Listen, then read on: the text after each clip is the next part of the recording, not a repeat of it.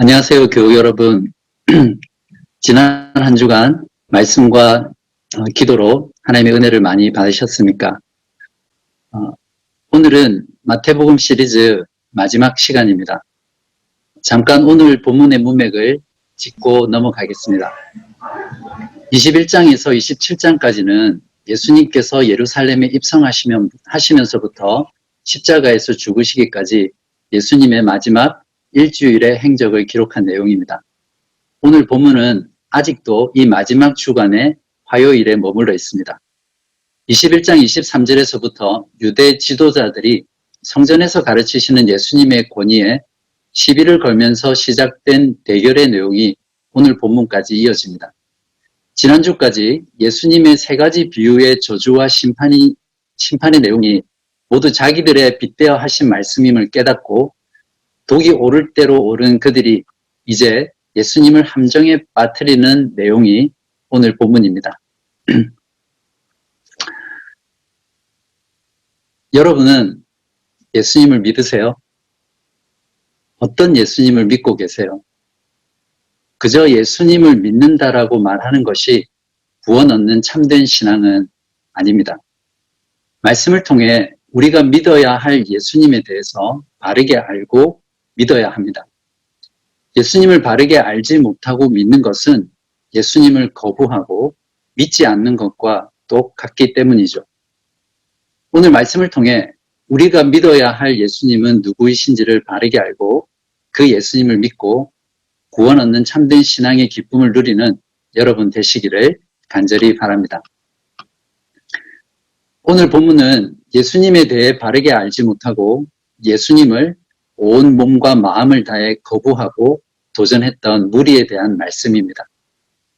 이 무리들은 예수님 때문에 자기들이 누리던 기득권에 심각한 위협을 느꼈던 유대 민족의 지도자들이었습니다. 예수라는 자가 혜성처럼 나타나서 그들의 가르침을 비판하고 하나님만 하실 수 있는 일들을 행하면서 권위를 행사하고 또 사람들의 인기를 독차지하니까 이들은 점점 불안해져 갔습니다. 그들의 권위가 바닥에 돌아다니고 자기들이 가진 기득권마저 빼앗길 판입니다. 그래서 이들은 예수님을 어떻게 하면 함정에 빠뜨려서 제거하기 위해서 팀을 짜고 예수님께 태클을 걸기 시작합니다. 먼저 이 팀을 제가 소개해 드리겠습니다. 유대인들 중에 각 분야에서 날고 긴다는 최고의 전문가들로 구성된 드림팀입니다. 바리새인들, 사두개인들, 그리고 율법사입니다. 예수님께 가장 먼저 태클을 건 선수는 바리새인들입니다. 평소에는 적대 관계에 있는 헤롯 당원들과 손을 잡고 예수님께 질문으로 덫을 놓으면서 공격을 시작합니다. 어제의 적이 오늘의 아군이 되는 거죠. 17절을 보십시오. 그러면 당신의 생각에는 어떠한지 우리에게 이르소서. 가이사에게 세금을 바치는 것이 옳으니까 옳지 아니하니까 하니. 예수님께서 이 질문에 옳다고 대답하시면 유대인들로부터 극심한 반발을 살게 뻔하고 옳지 않다고 대답하시면 로마 당국의 반역자로 몰려 영락없이 체포를 당할 판입니다. 어떤 대답을 하시던 예수님은 결국 그들의 덫에 걸리게 되어 있습니다. 이쯤 되면 이미 승패는 바리새인들의 승리로 끝나는 듯 보입니다. 그러나 반전이 일어나죠. 18절에서 20절입니다. 예수께서 그들의 악함을 아시고 이르시되 외식하는 자들아 어찌하여 나를 시험하느냐 세금 낼 돈을 내게 보이라 하시니 데나리온 하나를 가져왔거늘 예수께서 말씀하시되 이 형상과 이 글이 누구의 것이냐. 그들이 뭐라고 대답했죠? 21절에 이르되 가이사의 것이니이다. 그들이 이렇게 대답하자 예수님은 멋지게 그들을 한 방 먹이십니다. 21절 후반에 이에 이르시되 그런즉 가이사의 것은 가이사에게 하나님의 것은 하나님께 바치라 하시니. 예수님께서는 형상과 소유권을 연결시켜 답하셨습니다. 창세기 1장 26절과 27절에 보시면 하나님이 이르시되 우리의 형상을 따라 우리의 모양대로 우리가 사람을 만들고 27절에 하나님이 자기 형상 곧 하나님의 형상대로 사람을 창조하시되 남자와 여자를 창조하시고 구약 성경에 정통했던 그들이 이 말씀을 몰랐을 리 없었습니다. 가이사의 형상이 새겨져 있는 돈은 가이사의 소유이므로 가이사에게 세금을 바치고 하나님의 형상으로 창조된 인간에게는 하나님의 형상이 새겨져 있으므로 모든 인간은 자신을 하나님께 바쳐라는 그런 말씀이죠. 즉 너희도 하나님의 것인데 왜 너희 자신을 하나님께 바치지 않느냐라고 책망하고 계신 것입니다. 예수님은 이렇게 유대인들의 반발도 사지 않으시고 로마에 저항하는 반역자로 몰리지 않으시면서도 질문으로 덫을 놓은 바리새인들과 헤롯 당원들의 악한 계획을 박살내셨습니다. 23절입니다. 그들이 이 말씀을 듣고 놀랍게 여겨 예수를 떠나가니라. 이렇게 바리새인과 헤롯 당원들의 1차전은 그들의 완패로 끝이 납니다. 예수님이 누구시죠? 창조주 하나님이십니다. 그러므로 바리새인들과 헤롯 당원들도 하나님의 것입니다. 그들은 마땅히 창조주 하나님이신 예수님께 무릎을 꿇고 경배하며 자신을 예수님께 바쳐야 될 그런 존재들이었습니다. 그것이 마땅한 반응임에도 불구하고 그들은 예수님이 하나님이시라는 것을 거부했기 때문에 오히려 하나님의 것을 바치지 않는 하나님께 대한 반역자로 드러나게 되었습니다. 여러분은 어떻습니까? 진정 나의 모든 것의 주인 되신 주님께 나의 전부를 바치고 계십니까? 세상의 목표를 위해서는 나의 시간과 물질과 마음을 다 바치지만 진정으로 나의 소유자 되신 예수 그리스도께는 나의 전부를 바치고 계십니까? 오히려 내 인생은 나의 것이라고 주장하면서 내가 하고 싶은 대로 선택하고 결정하고 원하는 것들을 추구하며 살고 계시지는 않습니까? 그리스도인은 자신에 대한 소유권을 박탈당하고 나를 피로 값주고 사신 그리스도께로 소유권이 이전된 사람들입니다. 나는 나의 것이 아니라 주님의 것이 된 사람들이죠. 참된 그리스도인은 이 소유권 이전이 즐거운 박탈의 경험이 되고 오히려 내가 그리스도의 것이라는 이 사실이 고난을 지나는 인생에서 유일한 위로가 되는 사람입니다. 그러므로 참된 그리스도인은 자기를 위해 살지 않고 주님을 위해 살게 되는 것이죠. 나의 전부를 주님께 바쳐야 한다는 요구를 들으면 내 마음속에 이것이 부당하게 느껴지고 여전히 반감이 생기고 있다면 그분은 아직 주님께로 소유권 이전이 안 된 사람입니다. 여전히 세상의 가이사에게는 자신을 열심히 바치지만 하나님께는 자신을 바치지 않는 그런 사람입니다. 이제 처참하게 패한 바리새인들은 물러가고 두 번째 선수들인 사두개인들이 등판합니다. 이들의 강점 분야는 모세오경입니다. 모세오경을 가지고 부활이 없음을 증명하는 게 이들의 전공이죠. 자기들이 가장 잘 알고 있는 분야를 가지고 지금 예수님께 덫을 놓고 태클을 걸고 있습니다. 23절과 24절입니다. 부활이 없다 하는 사두개인들이 그날 예수께 와서 물어 이르되 선생님이여 모세가 일렀으되 사람이 만일 자식이 없이 죽으면 그 동생이 아내에게 장가들어 형을 위하여 상속자를 세울지니라 하였나이다. 이 말씀은 신명기 25장 5절에서 10절의 말씀인데요. 형이 자식 없이 죽으면 동생이 형을 위해 형수와 결혼해서 자식을 낳아 주어야 하는 하나님께서 이스라엘 백성들에게 주신 율법입니다. 사두개인들은 이것을 가지고 부활의 교리에 대한 덫을 지금 예수님께 놓고 있는 것이죠. 25절부터 28절까지 우리 중에 7형제가 있었는데 마지가 장가 들었다가 죽어 상속자가 없으므로 그 아내를 그 동생에게 물려주고 그 둘째와 셋째로 7째까지 그렇게 하다가 최후에 그 여자도 죽었나이다. 그런즉 그들이 다 그를 취하였으니 부활 때에 7 중에 누구의 아내가 되리까? 이 질문을 보면 사두개인들은 정말 머리가 좋은 것 같습니다. 이 질문을 만들기 위해 얼마나 많은 날들을 밤을 샜겠습니까? 예수님의 말씀대로 부활이 사실이라면 이 아내는 부활의 세상에서는 누구와 함께 살아야 되는 것이죠. 부활이 있다라고 주장하는 자들에게 그들은 이 율법은 근친상간의 죄를 범하게 하는 것이라고 몰아세웠거든요. 이 딜레마를 해결하기 위해 예수님께서 만일 부활이 없다라고 대답하신다면 예수님의 가르침과는 정반대되는 것이므로 그렇게 대답할 수 없는 것이겠죠. 이회전에서는 예수님도 어쩔 수 없이 패배를 인정해야만 할까요? 또다시 반전이 일어납니다. 하나님이신 예수님은 부활의 문제에 대해서도 어떤 인간이 대답할 수 없는 지혜로운 답안을 단호하게 그들에게 내놓으셨습니다. 그들이 모세오경 전문가라고 자처했지만 그들이 성경에 대해서도 부활하게 하시는 하나님의 능력에 대해서도 무지했음을 예수님은 정확하게 꼬집어내셨습니다.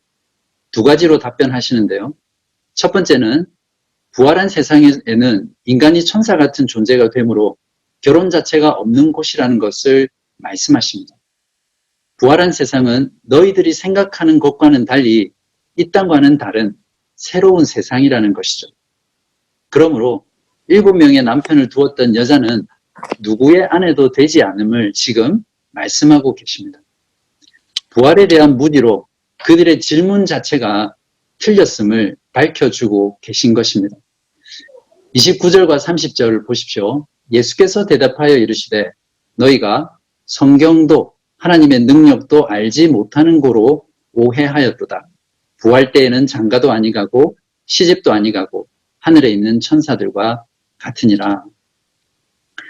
2번째 대답은 호렙산에서 모세에게 하신 출애굽기 3장 6절의 말씀을 인용하시면서 하나님은 한자의 하나님이시라는 것을 통해 그들의 질문이 무지에서 나온 어리석은 것임을 다시 한번 드러내십니다. 31절과 32절에 보시면 죽은 자의 부활을 논할진대 하나님이 너희에게 말씀하신 바 나는 아브라함의 하나님이요 이삭의 하나님이요 야곱의 하나님이로라 하신 것을 읽어보지 못하였느냐. 하나님은 죽은 자의 하나님이 아니요 살아있는 자의 하나님이시니라 하시니. 여기서 야곱의 하나님 1호라에서 이 1호라는 과거형이 아니라 현재형으로 표현되어 있습니다. 이 말은 아브라함과 이삭과 야곱은 이미 430년 전에 육체적으로는 죽었지만 그들의 영혼은 지금 살아 있어서 하나님과 관계하고 있다는 것을 말해줍니다. 이것은 이들의 몸은 죽었지만 마지막 날에 하나님께서 능력으로 그들의 몸을 부활하게 하실 것임을 말씀하고 계신 것이죠. 이들은 그들 앞에 계신 예수님이 부활하게 하시는 능력을 가지신 바로 그 하나님이심을 알지 못해 믿지 못하고 거부하고 말았습니다. 죽은 나사로를 부활하게 하실 수 있는 능력을 믿지 못했던 마르다에게 예수님께서는 요한복음 11장 25절에서 이렇게 말씀하셨습니다. 예수께서 이르시되 나는 부활이요 생명이니 나를 믿는 자는 죽어도 살겠고 무릇 살아서 나를 믿는 자는 영원히 죽지 아니하리니 이것을 내가 믿느냐? 저는 부활을 믿는다라고 입술로는 고백하지만 실질적으로는 삶으로 부활을 부정하는 사두개인 같은 사람들이 오늘날 교회 안에 정말 많다고 생각합니다.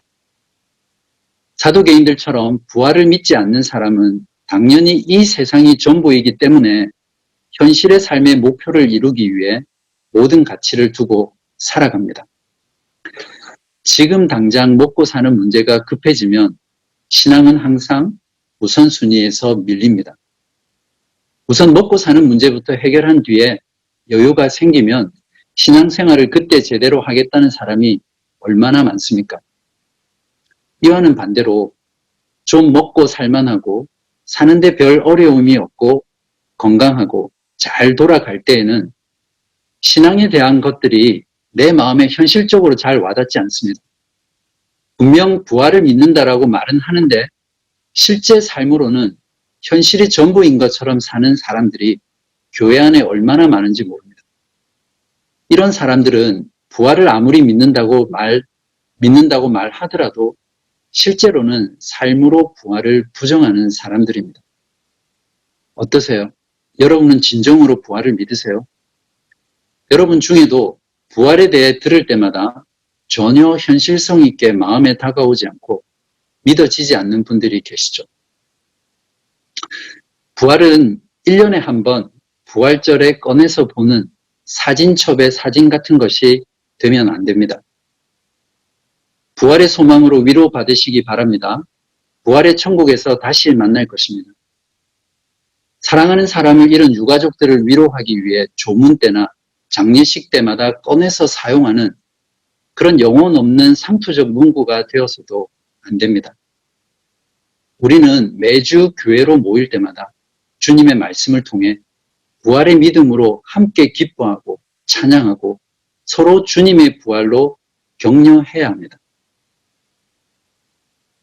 내가 믿느냐라고 물으시는 예수님의 물으심에 마르다는 이렇게 대답했습니다. 요한복음 11장 27절입니다. 이르되 주여 그러하외다. 주는 그리스도시요 세상에 오시는 하나님의 아들이신 줄 내가 믿나이다. 마르다의 부활에 대한 믿음의 고백이 진정으로 여러분의 고백이 되시기를 간절히 바랍니다.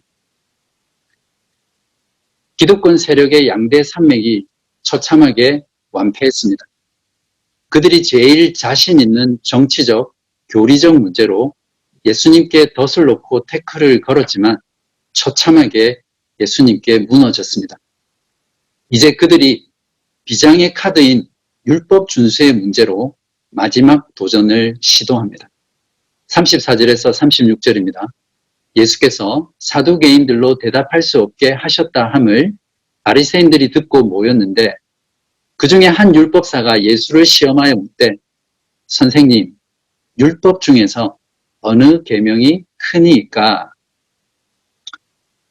율법사들은 율법을 철저히 지킴으로써 하나님 앞에 의롭게 된다고 생각했습니다. 때문에 그들은 많은 율법 조항들을 만들고는 그것들 중에 어떤 계명이 더 큰지에 대해서 늘 자주 실제로 논쟁을 벌였습니다. 바로 그 문제를 가지고 예수님이 어떻게 대답하시나 시험하고 있는 것이죠. 예수님의 대답은 무엇입니까? 37절부터 40절입니다. 예수께서 이르시되 내 마음을 다하고 목숨을 다하고 뜻을 다하여 주 너의 하나님을 사랑하라 하셨으니 이것이 크고 첫째 되는 계명이요 둘째도 그와 같으니 내 이웃을 내 자신같이 사랑하라 하셨으니 이 두 계명이 온 율법과 선지자의 강령이니라. 예수님께서는 하나님의 계명을 외적인 준수가 아니라 마음의 문제로 말씀하심으로써 그들이 가진 본질적인 문제를 드러내시고 깨뜨리셨습니다. 성경에서 하나님이 주신 모든 율법의 핵심은 사랑의 계명입니다. 하나님 사랑과 이웃 사랑으로 귀결되는 사랑의 계명이 하나님의 백성들이 지켜야 할 율법의 전부임을 말씀하셨습니다. 그런데 어떻게 사랑하라고 하셨죠? 마음을 다하고 목숨을 다하고 뜻을 다하여 주 너의 하나님을 사랑하라 하셨습니다. 이 말은 우리의 모든 존재를 다 바쳐서 하나님을 사랑하라는 것이죠. 여러분은 정말 이렇게 하나님을 사랑하고 계십니까? 또한 자기 자신같이 이웃을 사랑하라 하셨습니다. 인간은 배우지 않아도 자기 자신을 끔찍히 사랑합니다. 그처럼 똑같이 이웃을 사랑하라는 말씀이죠. 여러분은 정말 이렇게 이웃을 사랑하고 계십니까? 저나 여러분이나 경험을 통해 잘 아시겠지만 이 세상에서 제일 힘든 게 내가 아닌 내 밖에 어떤 대상을 사랑한다는 것이잖아요. 아닙니까? 우리들이 하는 사랑은 모두 조건적인 사랑입니다. 하나님조차도 조건적으로 사랑하지 않으세요? 내 소원을 들어주시니까 하나님을 사랑한다고 말하고 있는 것은 아닙니까? 하나님이 안 들어주시면 삐져서 하나님을 원망하고 신앙생활도 멀리하고 그러시지 않으세요? 내 아내이고 내 남편이고 내 자식들이니까 사랑하는 거잖아요. 심지어는 내 교회니까 내 나라이니까 사랑하는 것 아닙니까? 우리들이 하는 사랑은 따지고 들어가면 본질상 자기 사랑의 연장에 지나지 않습니다. 성경은 분명하게 증언하기를 인간은 본성적으로 하나님과 이웃을 미워하기만 하는 성향만을 가지고 있다고 말하고 있습니다. 이 세상 인간들 중에 하나님을 사랑하되 마음을 다하고 목숨을 다하고 뜻을 다하여 하나님을 사랑한 존재가 어디 있었습니까? 이 세상 인간들 중에 이웃을 사랑하되 자신을 사랑하듯 이웃을 사랑한 존재가 어디 있었습니까? 아무도 없었죠. 단 한 분을 제외하고 말이죠. 예수님만이 마음을 다하고 목숨을 다하고 뜻을 다하여 하나님 아버지를 사랑하셨고 이웃을 자신같이 사랑하신 분입니다. 그러므로 우리는 하나님이신 예수 그리스도를 믿고 사랑할 때에야 비로소 하나님을 사랑하고 동시에 이웃을 사랑하는 존재가 되고 그때서야 하나님의 가장 큰 계명인 사랑의 계명을 온전히 지킬 수 있는 자가 됩니다. 율법사의 실패는 하나님이신 예수 그리스도를 믿지 않고 사랑하지 않았다는 것입니다. 결국 그들은 하나님의 가장 큰 율법을 준수하지 않은 죄인으로 공개적으로 드러나게 되었습니다. 유대 지도자들의 3번의 태클을 완벽하게 방어하시며 그들의 덫을 피한 예수님께서는 이제 그들에게 최후의 반격을 가하십니다. 이것으로 예수님의 권위에 도전하는 유대의 기득권 세력들은 추풍낙엽처럼 모조리 쓰러지게 되죠. 사실은 이들의 모습이 바로 우리들의 모습입니다. 왜냐하면 이들 안에 세상이 다 들어있기 때문입니다. 그렇기 때문에 예수님의 승리는 바로 세상에 대한 승리입니다. 이제 예수님의 반격이 궁금하시죠? 예수님께서는 이제 바리새인들에게 그들이 기다리는 메시아, 그리스도의 정체성의 문제를 가지고 그들의 불신앙의 가장 본질적인 문제를 끄집어내십니다. 41절과 42절입니다. 바리새인들이 모였을 때에 예수께서 그들에게 물으시되 너희는 그리스도에 대하여 어떻게 생각하느냐? 누구의 자손이냐? 대답하되 다윗의 자손이니이다. 유대인 중에서 메시아로 오실 분이 다윗의 후손 중에서 나온다는 사실을 모르는 자가 있다면 그 자는 간첩이나 마찬가지였습니다. 바리새인들과 유대인들은 구약 성경의 예언을 통해 영원히 이스라엘을 다스리고 회복하실 메시아 그리스도는 반드시 다윗의 후손으로 오실 것이라는 것을 믿고 기다렸습니다. 그래서 왕의 아들이 태어날 때마다 이 자가 과연 메시아인가? 그들은 계속해서 기다려왔던 사람들입니다. 이제는 예수님께서 질문을 통해 그들이 기다리는 메시아, 즉 그리스도에 대한 신앙의 허구를 드러내시면서 그들을 꼼짝 못하게 하십니다. 43절에서 45절입니다. 이르시되 그러면 다윗이 성령에 감동되어 어찌 그리스도를 주라 칭하여 말하되 주께서 내 주께 이르시되 내가 너의 원수를 너의 발 아래에 둘 때까지 내 우편에 앉아 있으라 하셨도다 하였느냐. 다윗이 그리스도를 주라 칭하였은즉 어찌 그의 자손이 되겠느냐 하시니. 예수님은 바리새인들도 달달 외울 정도로 잘 알고 있었을 시편 110편 1절을 끌어와서 물으셨습니다. 주께서 내 주께라고 했을 때 앞에 주와 뒤에 주가 다른 주를 가리킨다는 것은 쉽게 알 수 있습니다. 하나님이 둘입니다. 조금 전에 성경 구절을 보시면 파란색으로 된 주는 성부 하나님이신 여호와이시고 붉은색 글자로 된 주는 성자 하나님이신 그리스도입니다. 또한 다윗이 성령에 감동되어 이것을 기록했으니 벌써 성부, 성자, 성령, 하나님이 셋이 나옵니다. 여호와 하나님만을 유일신으로 믿던 유대 교인들은 그들에게 이 구절은 성경에서 삭제하고 싶은 구절이었을 것입니다. 성자 하나님이신 그리스도는 다윗의 때에도 주님이셨고 아브라함의 때에도 주님이셨으며 천지 만물이 생기기 전에도 만물의 주이신 영원한 하나님이셨습니다. 요한복음 1장 1절부터 3절에는 에서 사도 요한은 예수 그리스도의 창조주 하나님 되심을 이렇게 증언하고 있습니다. 태초에 말씀이 계시니라.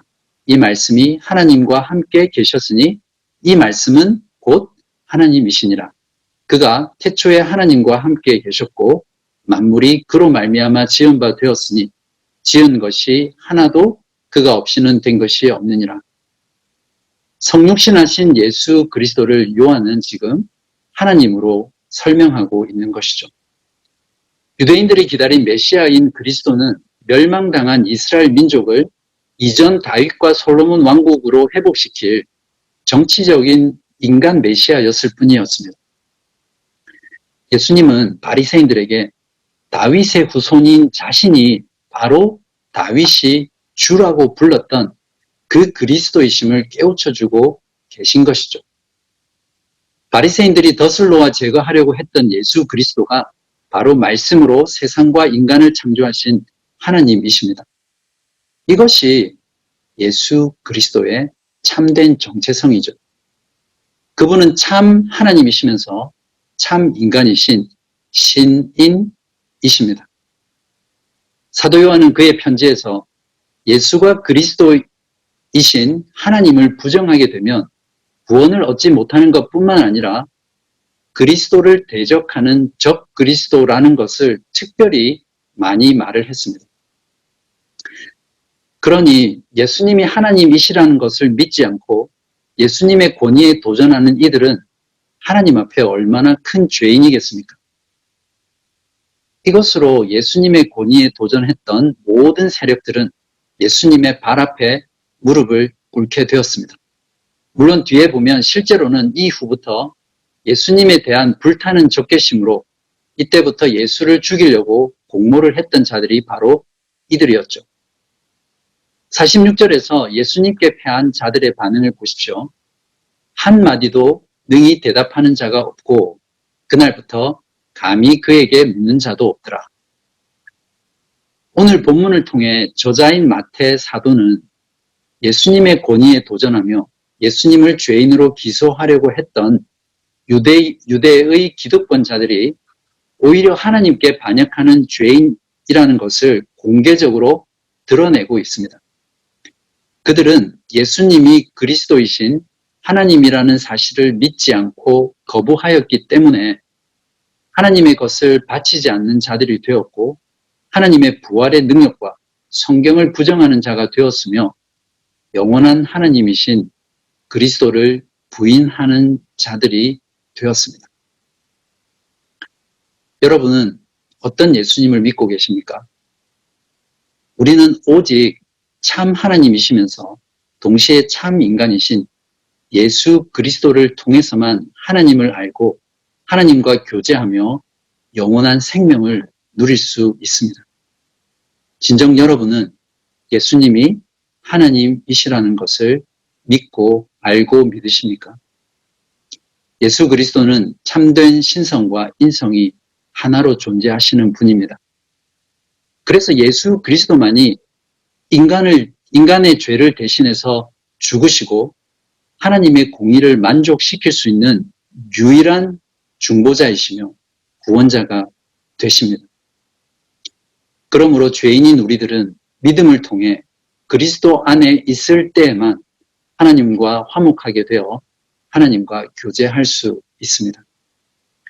사도 바울은 골로새서에서 참 하나님이시며 참 인간이신 예수 그리스도 안에서 우리가 어떻게 죄 사함을 받고 하나님과 다시 교제하게 되었는지를 이렇게 증거하고 있습니다.